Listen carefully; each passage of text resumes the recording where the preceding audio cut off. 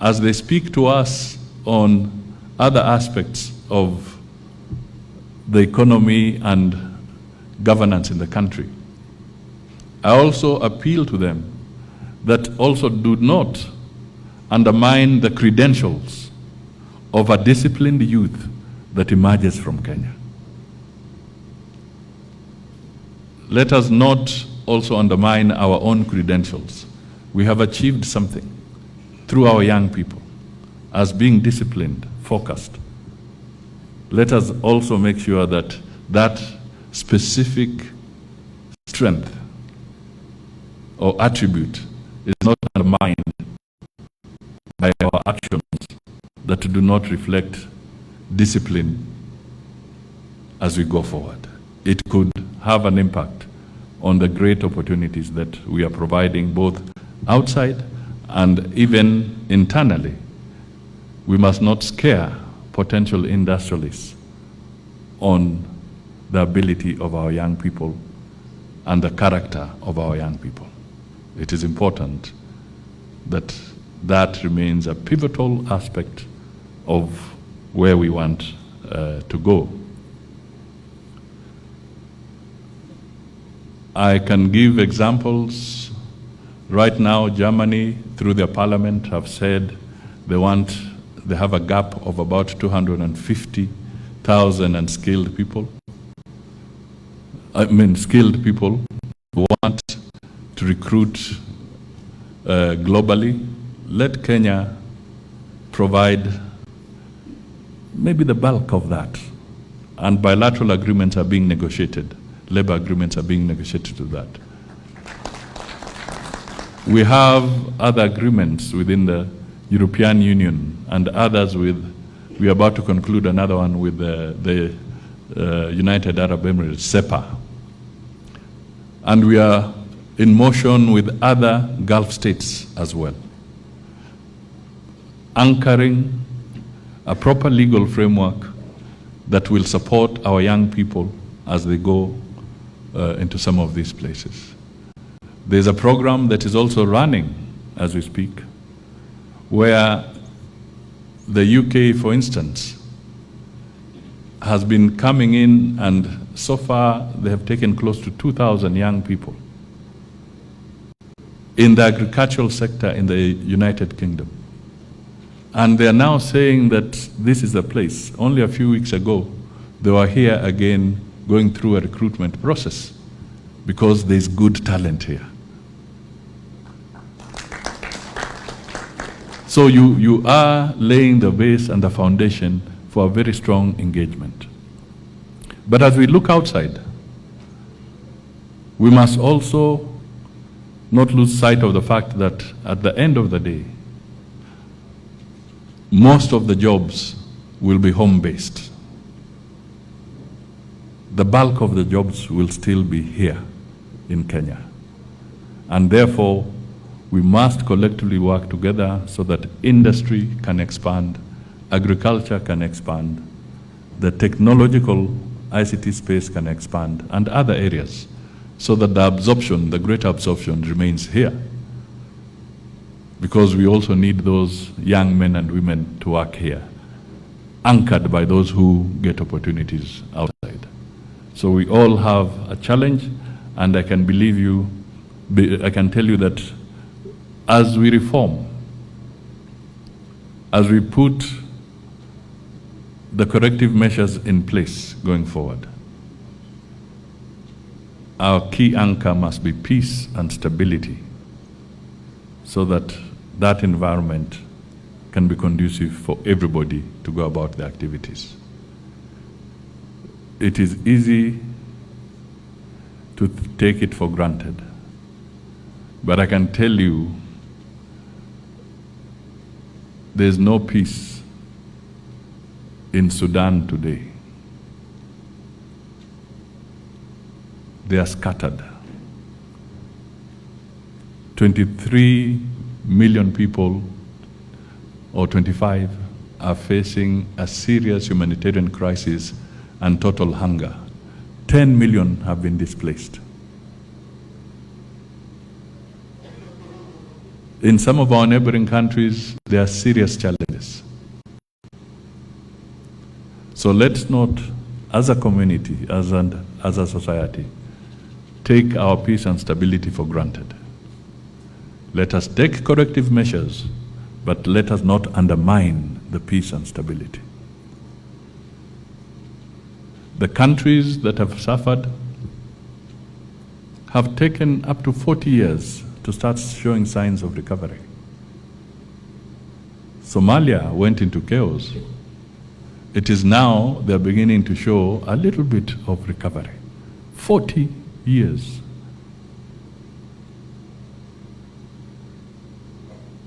So, if you're a young person today and your country does not recover in 40 years, if you are 18, or if you are 20, and your country is thrown into turmoil for the next 40 years, tell me where you will be. So it is important that we look at it more broadly, and we encourage our young people as we express ourselves that there must be a very clear indication that peace and stability are critical. The Sahel region is in devastation. Some people don't go to school whatsoever. So who are we breeding in those countries when nobody goes to school? What kind of nationals is the continent creating in different parts? So I feel this particular sitting that we do what is right. Those in leadership and in authority is right. Those in school and whatever do what is right, so that we handle with dignity and integrity the responsibilities we have at every stage in our human life calendar, so that we can be able to move forward in a more positive manner going forward. So I just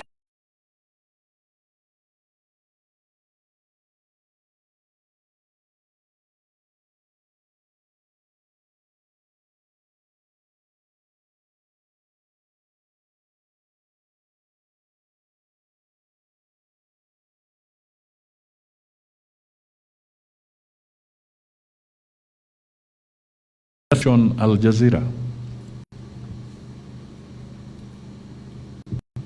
Switch on Al Jazeera and see for yourself what is happening in Sudan.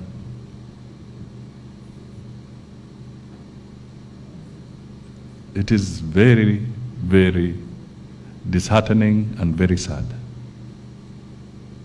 We may think it's a game, but just go and switch it on and see for yourself. It is not fashionable to have a crisis of that magnitude in your country. We have a country to protect. Let us work together. We have made mistakes along the way. And don't be cheated. We will also make mistakes as we go forward. There's no regime. There's no system. For as long as you're a human being, once in a while you stumble.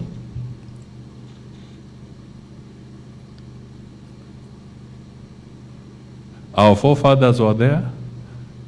They did what they did. You cannot say they never made mistakes. They did make mistakes. But they held on to the country. We are here today. We shall make our mistakes, all of us. But the country must not go down with our mistakes, because there'll be another generation to come and take over.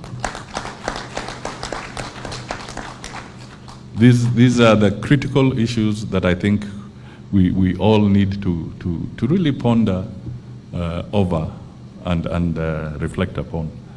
And I can tell you, resuscitating an economy is not a joke. It's not a joke. It's not instant coffee. it takes time. And sometimes it can take a very, very long time.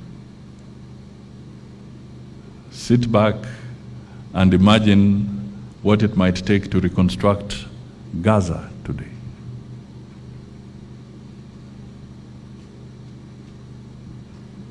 We must reflect on some of those things. So as we move forward, what happens? We must also look at the young people you are training in the Tvet here. The truth be told, some of them are self-employed. They are making their beds. They are making furniture in certain aspects of our cities and our urban areas. Now, just imagine you as a Tvet, you have done your graduate, you've done your best, you've taken time, you've designed your bed, or you've designed the piece of furniture, and some people just come and damage it and ruin it. You have spent money, perhaps you have, it's on credit from a financial institution or a cooperative society. Those guys will not wait for you. They'll want their payment. But somebody somewhere has just come and damaged it. That's not right. Even if we are expressing ourselves, why are you impoverishing the young men and women who are the Tvet? Because the truth be told, at my age, Musalia Mudavadi, I am now old, I cannot learn that skill. I would be a very slow operator of the kind of skills that you're dealing with. So who are you undermining when you hit at those places? You're undermining the young people of this country. Not Musalia Mudavadi, the young people. So I thought that sometimes we should not shy away from speaking to some of these issues, but in a sober manner so that we all reflect on them. We take criticism as it comes, we learn from it, but always a moment of meditation, taking a step back and reflecting.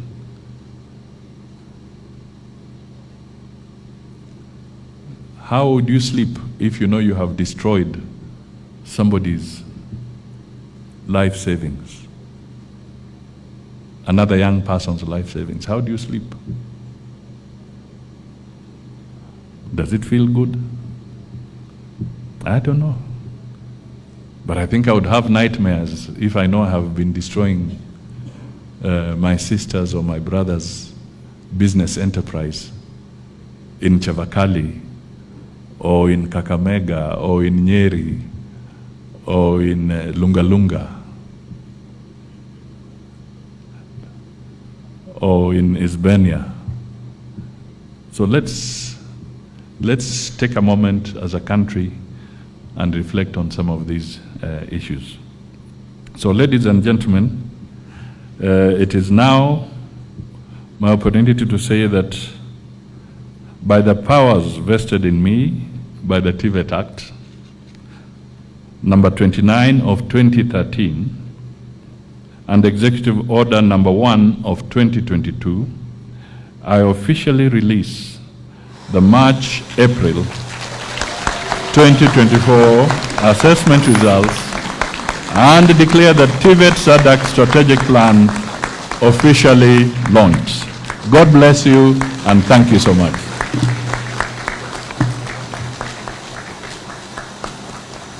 Good. So what do we do next?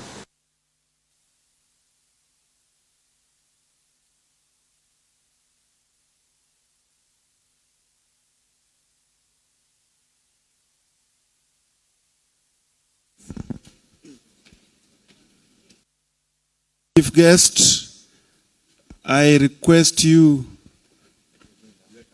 yes, to